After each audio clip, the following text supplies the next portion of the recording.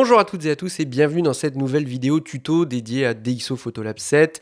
Après 2 vidéos d'édition globale, on va rentrer un peu plus dans le vif du sujet. Alors il y avait plein d'entrées possibles, mais moi j'ai décidé de commencer par la couleur car c'est vraiment l'un des points forts, l'un des piliers de ce logiciel.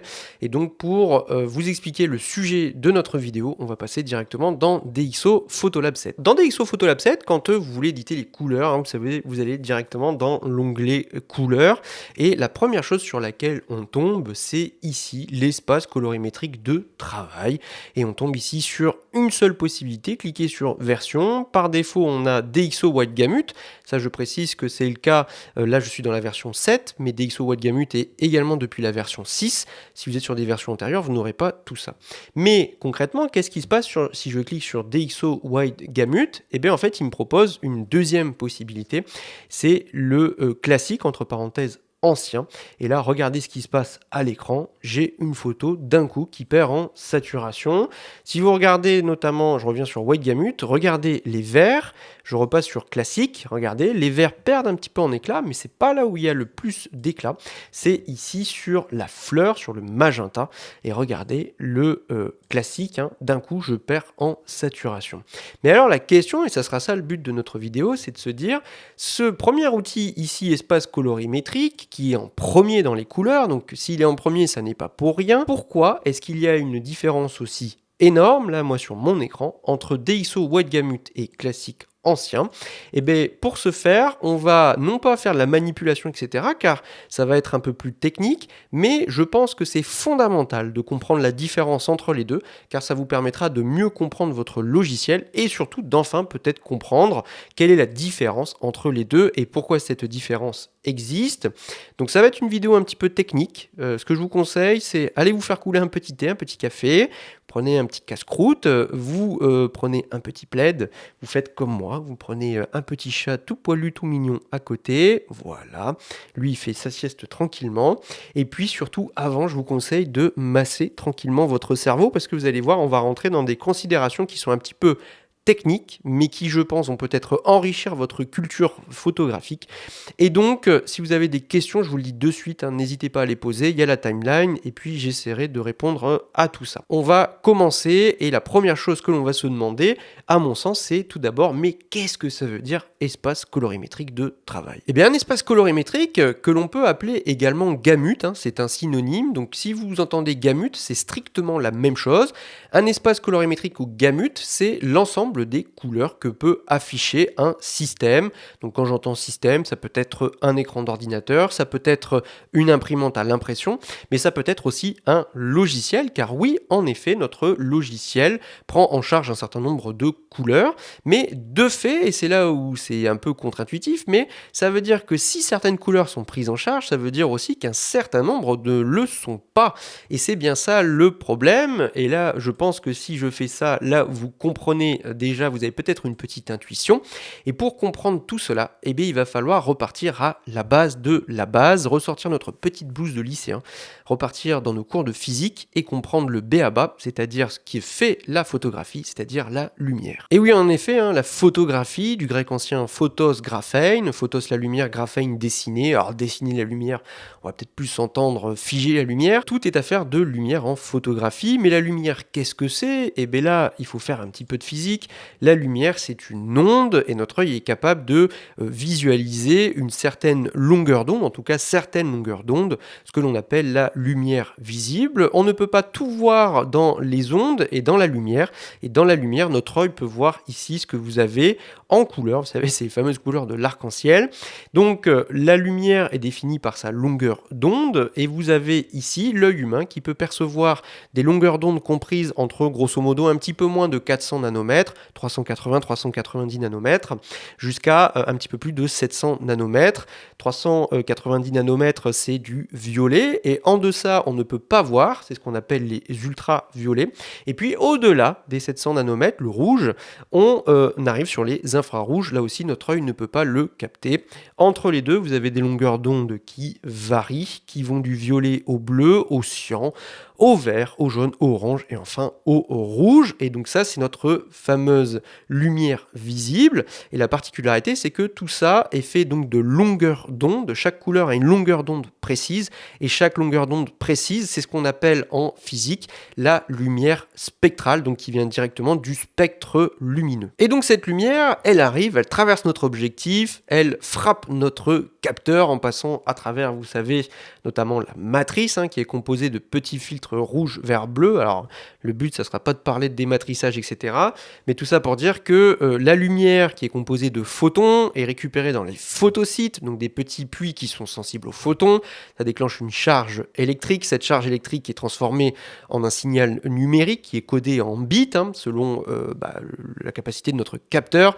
Le tout est stocké dans des valeurs binaires dans notre fichier RAW. Le RAW est ensuite lu dans notre logiciel d'édition qui opère un dématrissage, qui l'interprète, donc on interprète les chiffres, et au bout, tadam, vous avez une photo qui apparaît. Et sur nos photos, vous avez toute une multitude de couleurs. Ces couleurs, maintenant, ce qu'il va falloir se demander, c'est comment est-ce qu'on peut les caractériser parce qu'elles sont très différentes. En effet, on définit généralement, alors il y a plusieurs façons de le faire, mais le plus connu, notamment en photographie, c'est une technique donc, qui est bien connue, qui s'appelle la technique du TSL pour définir une couleur. T pour teinte, S pour saturation, L pour luminance. Vous l'avez ici à l'intérieur de cet outil donc, qui s'appelle TSL. La teinte, si je devais définir ce que c'est la place de la couleur sur ce qu'on appelle la roue chromatique. Vous avez ici l'ensemble des couleurs qui est sous une forme de roue. Et si je reprends ici mes ondes, vous voyez que c'est exactement pareil. Alors, il manque le magenta. Pourquoi ? Parce que le magenta, c'est en fait du violet plus du rouge. Parce que le magenta n'est pas une couleur présente dans la lumière. Donc, c'est une addition de couleurs. Et donc, vous l'avez en plus ici. Et donc, vous voyez bien le violet et le rouge. Et donc, ça, c'est additif. Mais tout ça pour dire que la teinte, tout simplement, je prends ma petite pipette qui s'appelle ici pipette de teinte. Je vais venir pointer une teinte. Il me sélectionne une plage de teinte. Et puis là, vous voyez, en tournant autour de la roue, vous voyez que je change la teinte. Là, je passe au rouge, je passe au vert, je passe ensuite au bleu et puis je reviens au magenta. Et donc, ça, c'est le premier critère, la teinte. Deuxième critère possible, ce qu'on appelle, vous savez, la saturation, c'est-à-dire l'éclat de la couleur. Est-ce que ma couleur est éclatante ou est-ce qu'à l'inverse elle est terne? Plus j'augmente la saturation, plus ma couleur est éclatante et à l'inverse, plus je la baisse et plus elle est terne. Enfin, il y a la luminance, c'est-à-dire le niveau de clarté dans la couleur. Si j'augmente la clarté de la couleur et à l'inverse, je diminue. Et donc, à partir de ça, on peut venir caractériser une couleur. Ainsi, et là on arrive au premier problème, c'est que notre œil est capable de capter un certain nombre de couleurs. Pourquoi ? Parce que je vous ai dit, la lumière, c'est un ensemble de longueurs d'onde, très bien, sauf que notre œil n'est pas capable de distinguer directement les longueurs d'onde, donc vous savez, la fameuse lumière spectrale. Pourquoi ? Parce que la lumière qui est réfléchie dans notre environnement et qui arrive jusqu'à notre œil n'est jamais composée d'une seule longueur d'onde, ce qui veut dire que, pour le dire autrement et plus simplement, les couleurs que l'on voit sont moins saturées que les longueurs d'onde pures, et donc la lumière visible par l'œil humain est moins saturée que une longueur d'onde individuelle. Mais le problème aussi, c'est que notre œil a ses limites, mais il n'est pas le seul. Pourquoi ? Parce que c'est un peu comme si notre œil avait un espace colorimétrique, un ensemble de couleurs qu'il peut percevoir par rapport aux capacités de nos yeux, mais en même temps, nos équipements, eux aussi, sont limités dans les couleurs qu'ils peuvent afficher. Par exemple, cet écran peut afficher un espace colorimétrique, donc un ensemble de couleurs qu'il peut afficher, au même titre qu'une imprimante aura un espace colorimétrique à l'impression. De la même façon, un logiciel d'édition photo, en l'occurrence DxO Photolab, possède lui aussi un espace colorimétrique que vous retrouvez ici, c'est-à-dire l'ensemble des couleurs qu'il peut afficher et prendre en charge. Et donc la grande question, c'est savoir, mais comment on peut représenter les couleurs que notre œil voit et de savoir, par rapport aux couleurs qu'on voit, quelles sont les couleurs que, par exemple, peut afficher un écran, ou alors quelles sont les couleurs qu'une imprimante peut imprimer, ou alors quelles couleurs peuvent être prises en charge par mon logiciel d'édition. Et bien, figurez-vous que les scientifiques, ils ont bien bossé, car ils peuvent représenter ces informations, et c'est ce qu'on va voir à présent. En effet, pour représenter les espaces colorimétriques, on utilise, alors il y a plusieurs façons de le faire, mais il y a un graphique qui est bien connu, qui s'appelle l'espace LAB. Alors on va pas rentrer dans les grands détails techniques de la construction de ce graphique, mais c'est ce que vous avez sous les yeux. Et donc ce graphique, on va regarder un petit peu comment on peut le lire. Vous retrouvez en fait une forme ici avec abscisse ordonnée, les abscisses, les ordonnées, et puis vous avez une forme qui est un peu, moi j'appellerais ça en U inversé, on appelle ça aussi en sabot, ou en fer à cheval comme vous préférez. Et donc ici, sous ce U, vous voyez plein de couleurs, etc. Et le point de départ, vous avez ici, vous voyez un trait noir qui fait notre courbe et qui arrive ici avec des nombres. Le plus petit nombre ici, c'est 390. Et vous voyez qu'à mesure qu'on suit le trait, on arrive jusqu'à la valeur maximale de 700. Je pense que si vous avez tout bien suivi, vous comprenez qu'il s'agit des longueurs d'onde exprimées en nanomètres, les mêmes longueurs d'onde que nous avons vues ici. C'est jusque-là, c'est sous forme purement linéaire, alors qu'ici, c'est sous la forme d'une courbe. Et bien, c'est exactement la même chose. Et vous voyez que selon la longueur d'onde, c'est ce qu'on a vu, et bien, vous n'avez pas la même lumière spectrale, donc vous n'avez pas les mêmes couleurs. Et bien là, c'est exactement pareil. À mesure que l'on suit la courbe, vous voyez que la couleur change. Maintenant, la grande question, c'est, on a vu qu'une couleur, on pouvait la caractériser selon sa teinte, sa saturation, sa luminance. Comment est-ce qu'on peut représenter ces trois caractéristiques sur ce schéma? Eh bien ça, c'est la deuxième étape. Pour représenter tout d'abord la teinte, et je pense que là, vous commencez à le comprendre, il faut partir du point de départ ici, qu'on appelle le point blanc, à 6500 Kelvin, c'est le fameux point blanc sur les écrans. Et donc, en partant de ce point blanc, on va ensuite évoluer autour, et autour, eh bien, on arrive sur une roue chromatique. Et donc, vous voyez que ici, j'ai du vert, là, j'ai du jaune, là, j'ai du orange, là, j'ai du rouge, là, j'ai du magenta, là, j'ai du violet, du bleu, du cyan, et on revient au vert. Donc, vous allez définir la teinte d'une couleur en tournant autour de ce point blanc. Ensuite, il y a la saturation. La saturation, on part du point blanc, et la règle est simple sur notre espace LAB.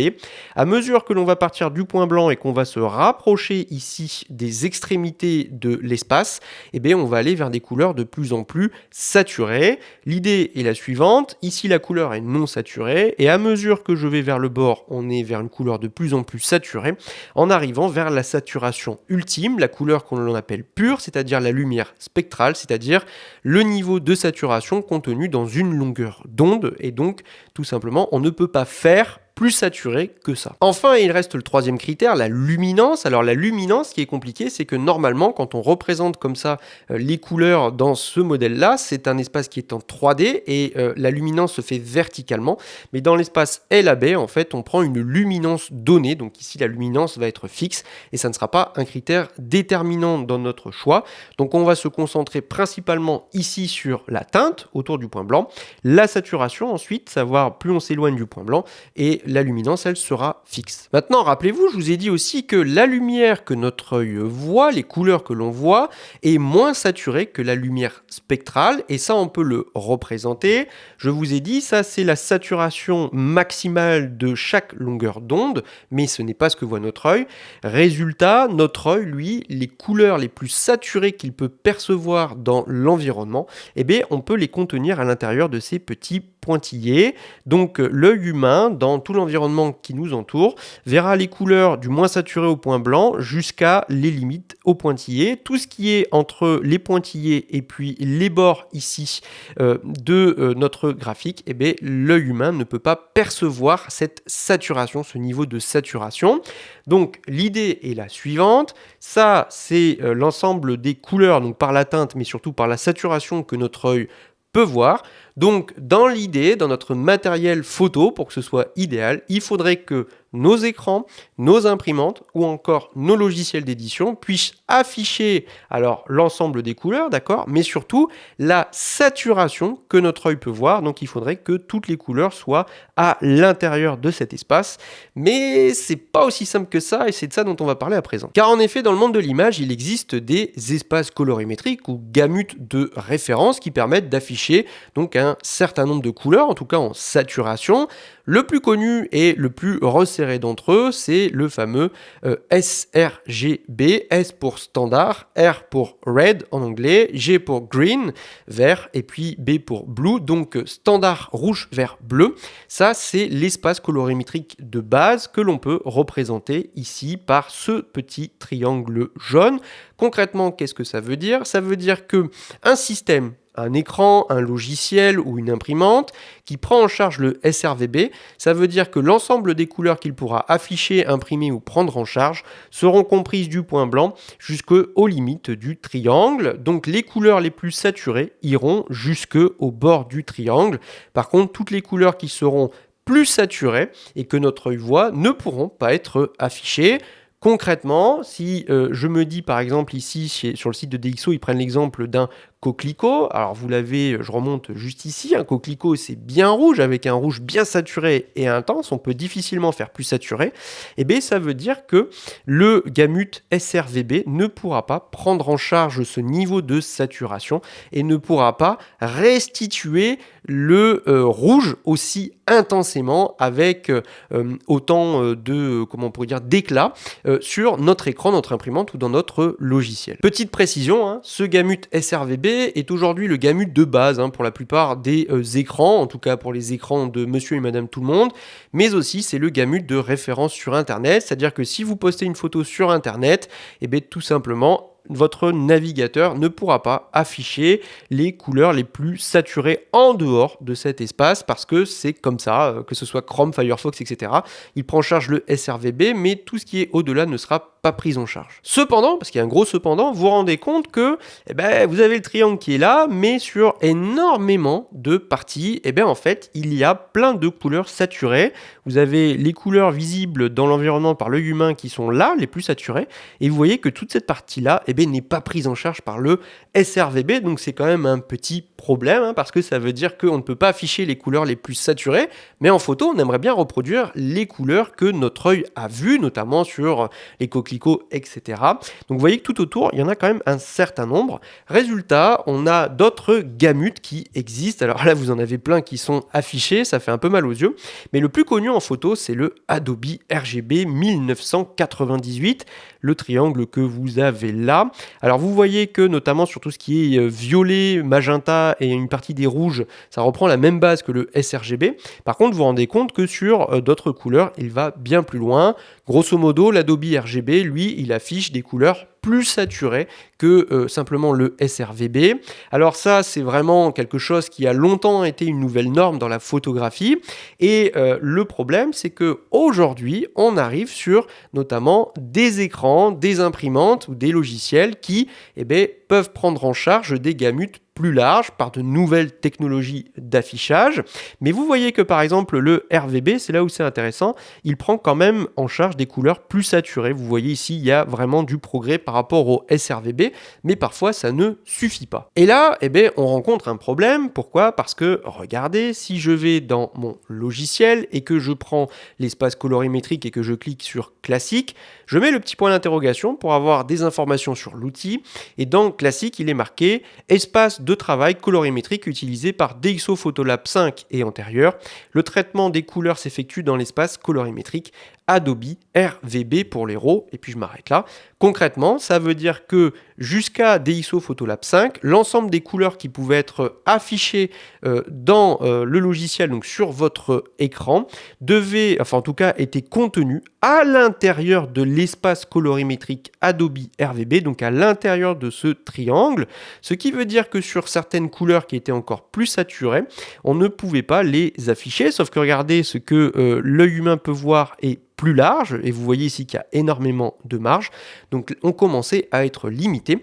Et le gros problème, comme je vous ai dit, c'est que les équipements commencent eux à avoir des gamut de plus en plus larges, notamment dans le monde de l'imagerie, et moi c'est le cas notamment de mon écran. En effet, et si vous ne l'avez pas vu, je vous invite à regarder la vidéo que j'ai fait sur les moniteurs pour photographes, elle est sur la chaîne, vous n'avez juste qu'à la regarder, et donc je reviens notamment sur tout ce qui est gamut delta E, tout ça, enfin bref, si tout ça c'est du charabia, je vous invite à regarder cette vidéo. Mais il faut comprendre que ce qui différencie un moniteur pour photographe d'un écran lambda, on va dire, c'est plusieurs choses. Alors bien sûr, c'est la fiabilité d'affichage, de couleurs, etc.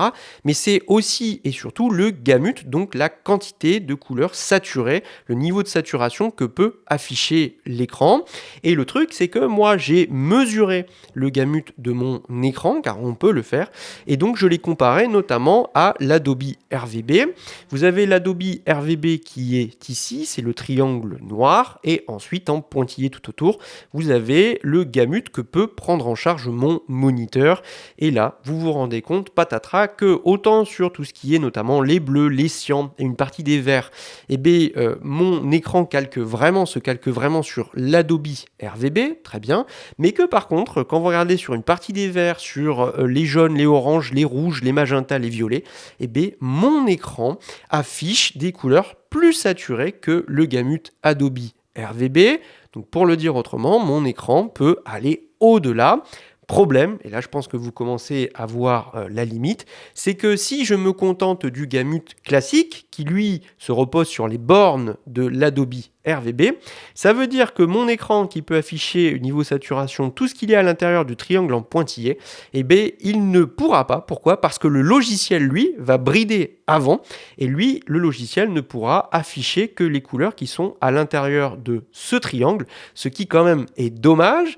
Pourquoi avoir un super moniteur qui peut afficher des couleurs très saturées si mon logiciel d'édition, lui, bloque et bride les compétences, en tout cas les caractéristiques d'affichage de mon écran? C'est là, banco, que chez DxO, ils se sont mis autour de la table en se disant « Bon, on va peut-être devoir faire quelque chose et on va proposer quelque chose qui va plus loin. » Et donc, ils ont décidé de retravailler totalement leur gamut de prise en charge dans leur logiciel. Et eux, ils sont partis sur une solution assez radicale. Pourquoi ? Parce que au départ, il existe d'autres gamut qui sont bien plus larges que l'Adobe RVB. Celui qui est le plus souvent nommé, utilisé, etc., c'est ce qu'on appelle le Profoto RVB. Lui, c'est celui qui est utilisé notamment par Adobe. Donc, si vous ouvrez un fichier dans Adobe, en 16 bits par exemple, dans Photoshop, Lightroom, etc., là, vous allez l'ouvrir sur le gamut Profoto. Vous l'avez ici, c'est ce triangle-là. Alors, si vous mettez le sRVB à côté, voilà, vous vous rendez compte que, dis donc, c'est beaucoup, mais alors beaucoup plus large. Et surtout, par rapport aux couleurs visibles dans l'environnement, vous vous rendez compte qu'il englobe toutes ces couleurs. Mais ce gamut, il a un problème, c'est qu'il est si large que même sur les verts et sur les bleus, il dépasse carrément les lumières spectrales, enfin la lumière spectrale, les couleurs spectrales. Et donc, il prend en charge théoriquement des couleurs qui vont même au-delà des couleurs les plus saturées dans la lumière. Donc, c'est assez lunaire de le dire. Résultat, selon les photos que vous allez éditer et selon notamment le niveau de saturation, le fait d'avoir une base ici sur les sommets qui va au-delà de la limite spectrale, ça peut poser des problèmes d'interprétation et surtout de repères au niveau de la saturation. Enfin bref, c'est pas forcément idéal. Alors là, on est vraiment sur du pinaillage, on va dire. Cependant, chez DxO, ils auraient pu se dire qu'ils auraient pu garder le Profoto et le prendre comme base. Ça aurait été une solution simple.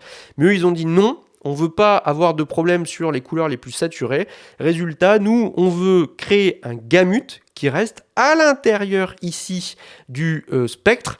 Et donc pour ce faire, et c'est là où moi je trouve ça assez magique, ils ont créé eux-mêmes leur propre gamut. Et là je pense que vous l'avez dans le mille, c'est le fameux DxO Wide Gamut. Et le DxO Wide Gamut, c'est le gamut, l'espace colorimétrique qui est à l'intérieur du petit triangle vert sur l'écran. Donc là l'idée est simple, c'est d'essayer de trouver un équilibre. Et vous voyez que le gamut, il est vraiment très très large.